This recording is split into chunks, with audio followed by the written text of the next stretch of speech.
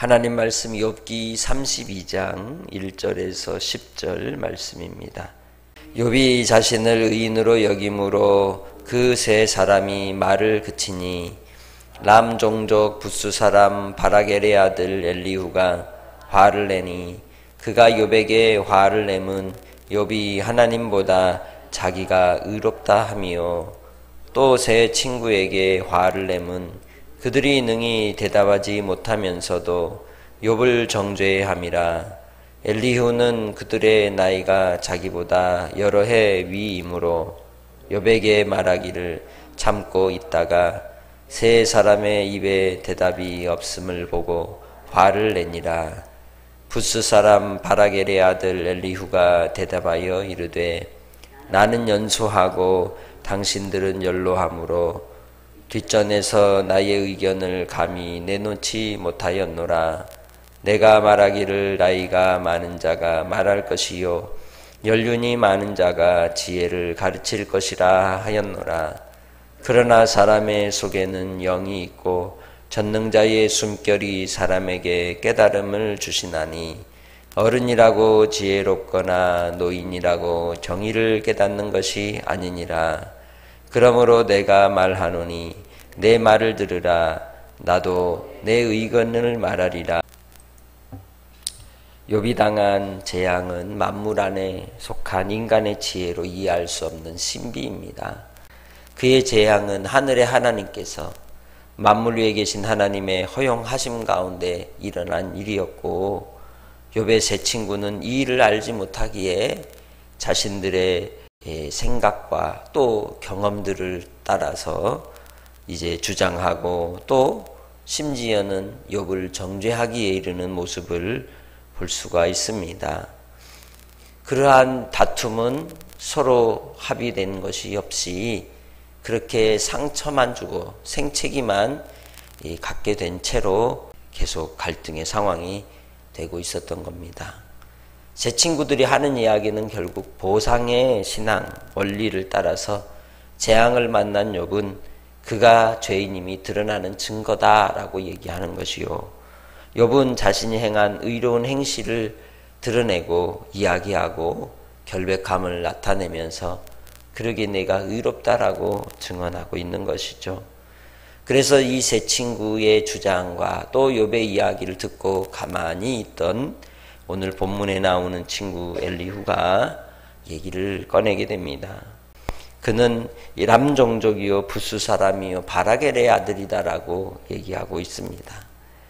곧 이 예레미야가 부스를 드단과 대마로 언급하고 있는데 이들은 아라비아의 모든 왕들과 그 사막에 거하는 혼합 족속이라고 이야기하고 있습니다. 그의 이름의 뜻은 그는 나의 하나님이다 라고 하는 이름을 가진 사람입니다. 그래서 이 엘리후의 아버지를 바라겔이다 라고 했는데 이 바라겔이라고 하는 이름도 하나님이 축복하셨다 라고 하는 뜻을 가지고 있습니다.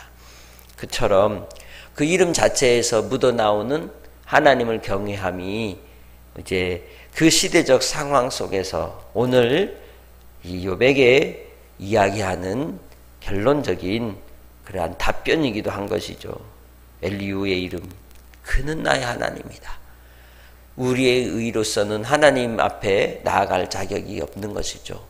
오직 하나님만이 참 의가 되시고 참 지혜이신 줄 믿습니다.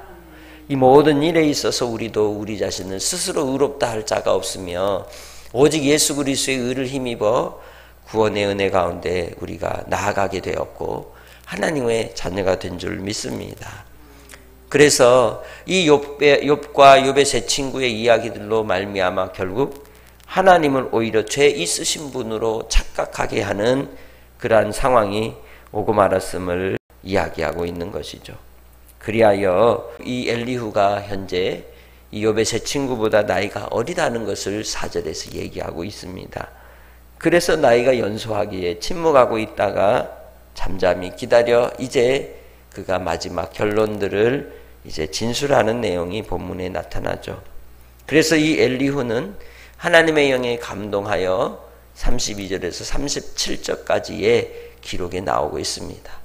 그의 증언들은 하나님께서 그 후에 욥에게 나타나 말씀하심과 동일하게 드러나고 있는데, 그래서 이 엘리후를 일컬어 성령이 함께 하시는, 성령의 충만함 혹은 성령이 말씀하심이 아니냐라고 이야기하는 학자들도 있습니다.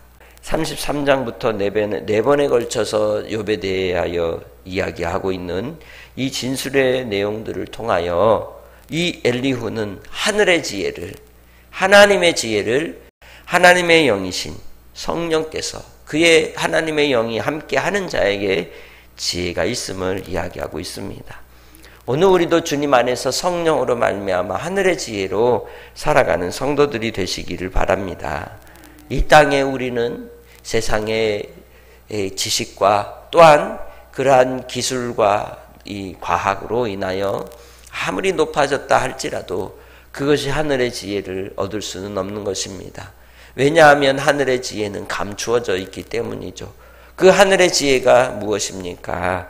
예수 그리스도이십니다.